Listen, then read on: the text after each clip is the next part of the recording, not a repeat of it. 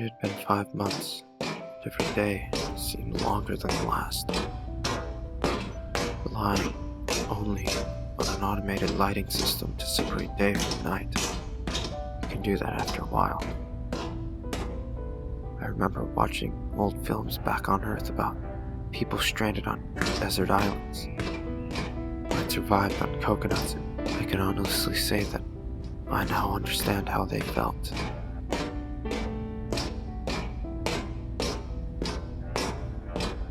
Though unlike them, my food supply was limited to the kitchen freezer, which somehow managed to survive the journey.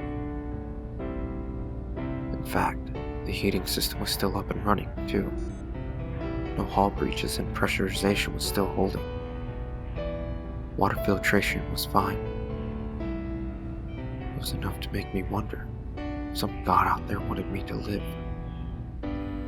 What for? I can't even begin to imagine. Still, I'd never liked the idea of suicide. We all lived, each day, knowing that death was the end of the line. So what made my situation any different? Maybe I was wrong in assuming mankind's extinction. For all I knew, we really did find another home. We could have left Earth behind over a century ago. Maybe someone figured out the error and didn't give us up for dead. Maybe their descendants were searching for us. With my state of affairs, it was hard to be optimistic, but I had to hang on to something.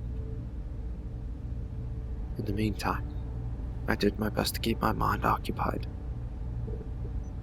My days fell into routine.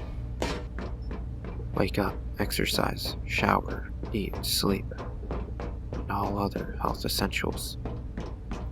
I also took care of a few things which could no longer be ignored. I patched up some of the minor damage disarray, addressed some of the needed system maintenance that I could handle, and generally did whatever I could to keep my home and prison fit enough to let me live it as long as possible. Eventually, I got around to disposing of the bodies in cryo storage. It was a miserable job, but I still took my time with it. Before I closed each crate and jettisoned it into the vacuum of space,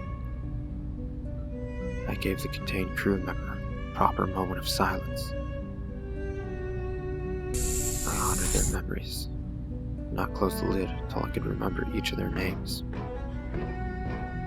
Not in a verbal sense, the cryo storage pod displayed their names quite clearly. Rather, in a personal sense. A sense in which I could remember addressing them. Nobody should have to die without a name.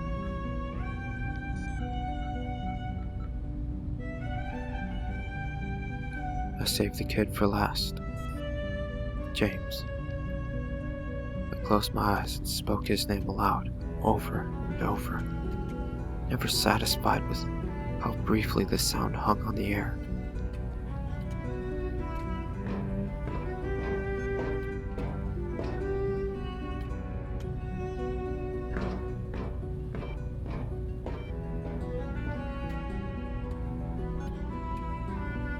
When I finally opened my eyes, I found his head turned toward me, staring at me, unblinking. The sight startled me at first, but he wasn't breathing. By some final, gruesome spasm of the nerves that I would never medically understand. It was his final action. His eyes were crystalline blue.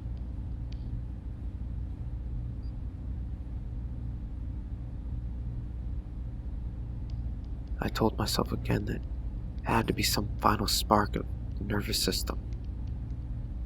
But how could it have been? He had died months before. I had watched his neural activity stop completely.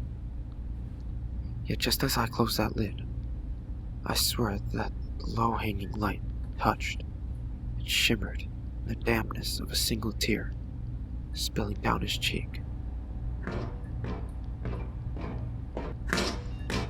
That was the first manifestation of my coaching madness. I guess its progress can be delayed for a time, but it inevitably finds you. Months crawling by finally started to catch up with me. I kept up my normal routine at first. More obsessive and neurotic behavior slowly worked their way into the mix. I'd spend nights awake, sometimes curled into a ball at the foot of my bed, sometimes in the corner. Sometimes I'd talk to myself, not with the delusions of other people in the room, but long monologues just to fill the unbearable silence. Then, after a while, monologues started to become conversations. Worst of all, I began to neglect my healthier habits in favor of spending hours seated before my calming software, listening to hollow static and praying to hear a human voice. I would cycle through frequencies in desperate search of some type of connection. Any connection. I stopped eating, I lost sleep, and often passed out at my console to the white noise lullaby of the open comm channel. After a while, I didn't care whether or not the voice on the other end could help me, even if it wanted to. I didn't even care if the voice was human. I just wanted to know that somewhere, anywhere, someone or something other than myself was still alive. I regretted it from the moment I heard that first ghostly whisper